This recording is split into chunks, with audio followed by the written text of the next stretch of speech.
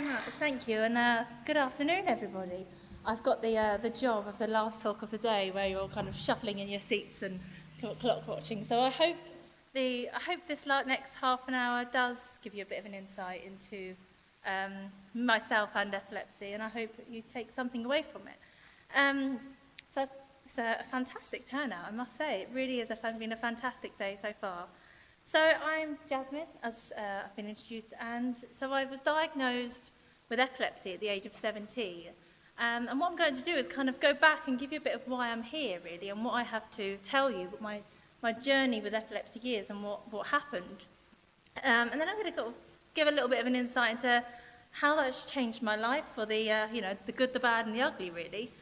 Give a bit of an insight into that, and now what I'm doing now, and about my future. So, going back, 8 years, feels like a lifetime ago, I was a very healthy, lucky, happy teenager.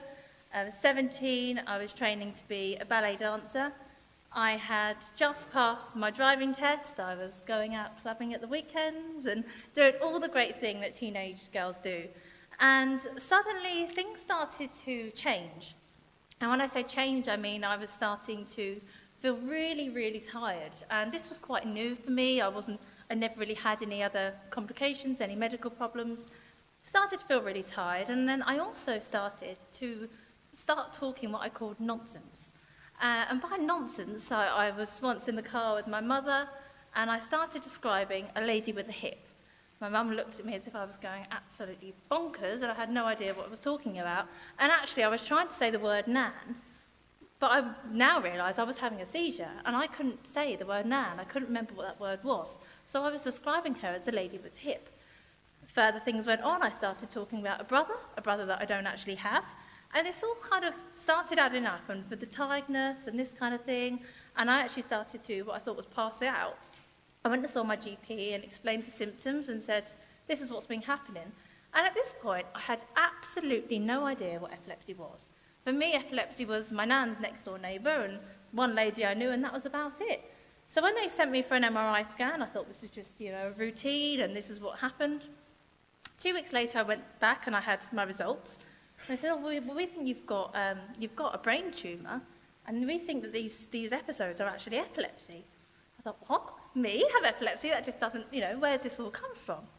Again, further tests were developed, and it's very, very quickly progressed. And from this, I actually then started to have what I now know were generalised tonic-clonic seizures. They started to happen, which was obviously very, very scary not really for me, because I had no idea what was going on. But for my friends and family and people around me, it was really, really terrifying, from going to somebody who was absolutely fine and normal, as they say, to somebody that suddenly has a brain tumour and epilepsy. So very, very, very quickly, things started to change. I almost immediately lost my driving licence, which was a bit annoying, because I'd passed it about 4 months previously. So I'd gone from finally having all this independence and thinking, great, I'd have to wait for my mum to come pick me up, and to actually then losing it again. So it was a real mixture of emotions, as you can imagine. Luckily, at the time, my education, they were absolutely fantastic. I was at college, and all of my friends knew me as sort of just Jasmin, not just the girl with epilepsy. They knew me as me. And they were absolutely amazing. I really tried to tell them what was going on. I was really open and honest with them.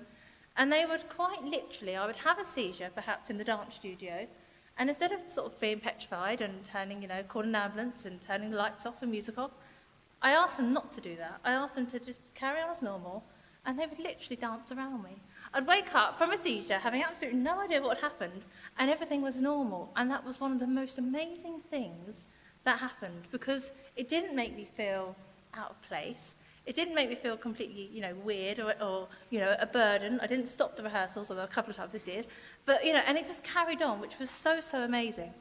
So during this time, it went on, and lots of tests happened, lots of medications were tried, and they realised that actually the medications weren't quite working for me with the seizures. And so they looked at other options. And I felt myself actually quite lucky that I had a tumour, because immediately I had something to blame it on. They knew the cause, or they were quite certain they knew the cause. So after lots of tests and lots of scans and other things, about a month in video telemetry with things, attached to my head, sod's law, I'd have lots of seizures. I'd go in, they'd try and record a seizure, nothing. And so they tried lots of different things to try and trigger a seizure. They had late nights, did nothing. I had an exercise bike, which I hated, that did nothing. And then my dad came and visited me one evening with a nice bottle of red wine. And apparently this was one of the culprits. So I had a bottle of red wine, and that night I had a seizure, and immediately there and then they could see that where the seizure was coming from was the same place as the tumour.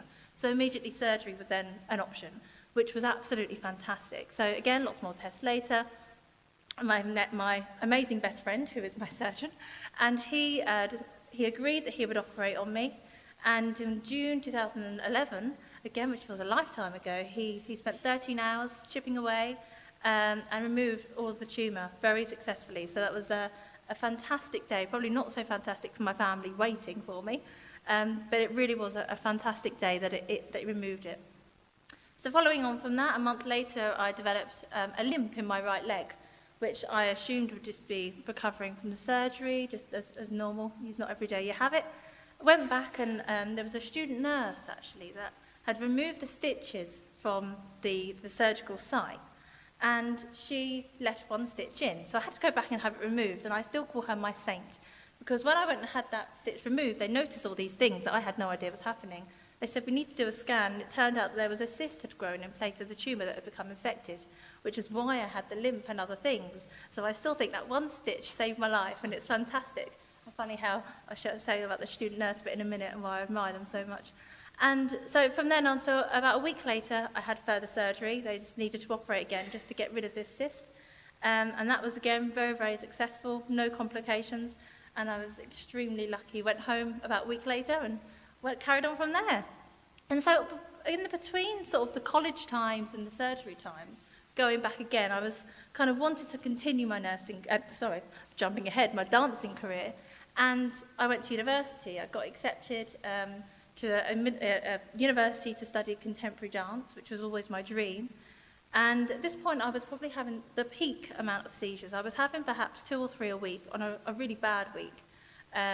Quite likely, if I was in public, I would end up being taken to hospital because people would be kind and call an ambulance, which actually was kind to them, but it meant that I would then have to go to hospital, then wait to be discharged, and just want to go home, want to go to bed. But unfortunately, that just didn't happen all of the time. And 2 months into this course, I was having seizures, and I once went to hospital, ironically, on the way to university. And when I woke up, my parents, we got home, and they said, Jazz, we need to tell you something. And I thought, oh, God, what's happened now? Turned out the lead lecturer of the university had emailed me a very nice long email telling me that seizures were far too distressing for other students, so therefore I needed to leave the course and not return until seizures had stopped completely. Bearing in mind I was waiting for surgery and medication hadn't really helped an awful lot at this point. It was a bit of a kick in the teeth, really. It wasn't quite what I was expecting, and this is probably when I became most determined to kind of show everybody that epilepsy just should not stop people doing what they dreamed. It shouldn't stop careers, and it certainly shouldn't stop education. So that's when my mission began, and I'm still on my mission, so it's still going. So that kind of, I left university. I then, a year later, had surgery, but I kind of had to find a new passion and know what else to do after this. So I joined the Epilepsy Society, first of all as a volunteer. I wanted anybody else that had been diagnosed with epilepsy to have as much help as they possibly could. So I started volunteering in their clinics, people that had just been diagnosed, giving them leaflets, just giving them any advice or anything they needed or where to find information. So it started there. Then I began working for them just as a support worker, helping people with really severe epilepsy, taking them out, just doing anything I could, really. And following this, I thought, where else can I take this? I don't really know where else, which direction. And I started discovering epilepsy nurses, and I thought, I like these, and I could do this. I really feel I could do this. So I applied to nursing courses at universities, and I got the place that I wanted. I was very, very lucky, and I joined it. So that was where my nursing began. And then about 6 months into the course, I discovered night shifts. So I started working them, and I hadn't had any seizures since the surgery. And unfortunately, about a week after we started placements, I did night shifts, and I had my first seizure since the surgery. Probably a lot to do with the night shifts, but they also found that the tumour had slightly recurred, so it had grown back in some respects. So probably a mixture of the two. So I had a seizure. Ironically, I had it at the Epilepsy Society, where I had the best care ever. So I was very, very lucky. I didn't know exactly what to do. Unfortunately, I went to hospital. I was put into a coma for a week. They just sort of kept me sedated just so that the seizures kept happening. I came round, though. All went very, very well. Meant that I had to take 6 months off of my nursing course. I was sort of quite tired, as you do, and things like that. And in that time, I did a bit of soul searching, as it were, of why me, feeling sorry for myself, and then I wanted to do something else. So I booked a holiday to Croatia, which sounds quite normal, except I was going about 2 months after this had all happened on my epilepsy medication. My parents said he had a heart attack. My fiancé down there almost definitely had a heart attack, and said, I said, I'm going on my own. I booked a flight back, and I bought nothing in between. I'm going on my own. I've got nowhere else to stay. I thought, are you absolutely mad? I probably was. But I wanted to sort of fight back and prove that epilepsy should not stop you doing anything. So I went for 11 days alone, and I made a point of telling every single person that I met, which was lots. We stayed in hostels, we had great fun. But I made a point of telling them all that I had epilepsy. Not by, the obvious, hi, I'm Jasmin and I have epilepsy. But I made it part of me. When it got into conversation, why are you here? How come you're alone? Etc. I'd say, oh, la, la, la. I'd put epilepsy into conversation. And I would make sure they knew where my phone numbers were, where my medications were kept.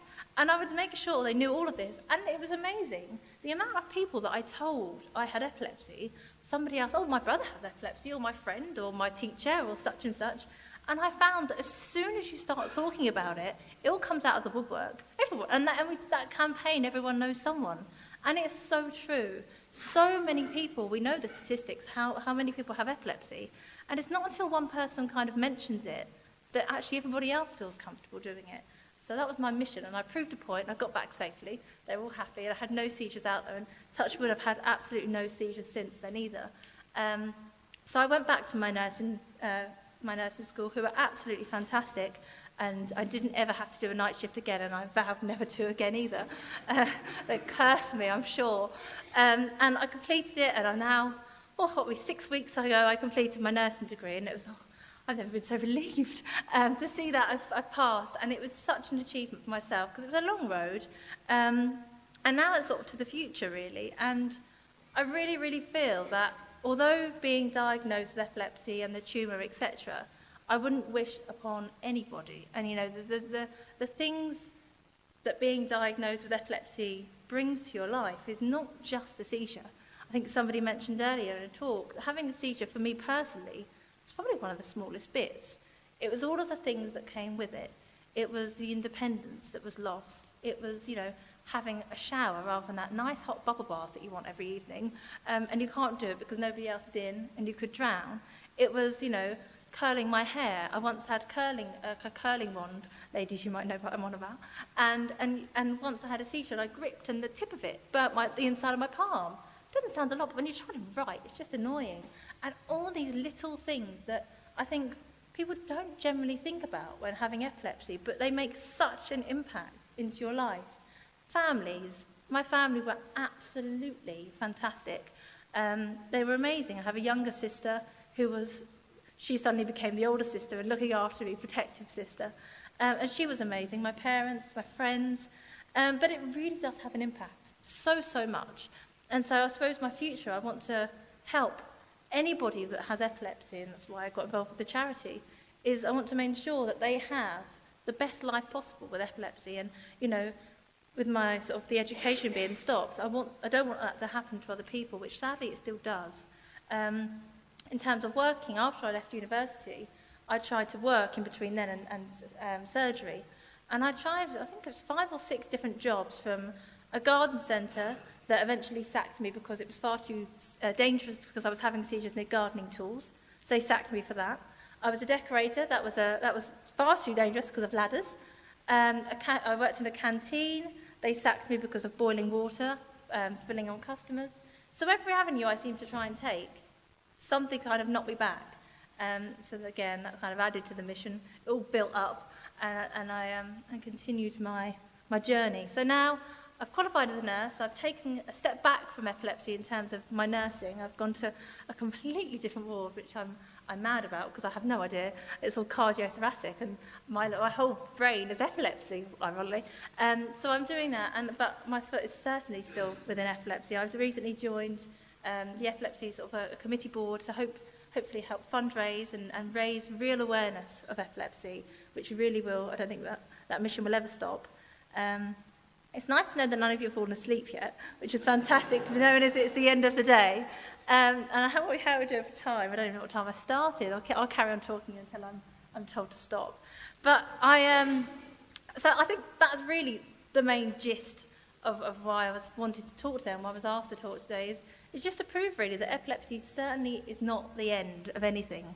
For me, it was completely the beginning. There's no way on earth I would have even thought about nursing otherwise. I was dancing and that was that. And suddenly I had a whole new career, which I never ever thought would be.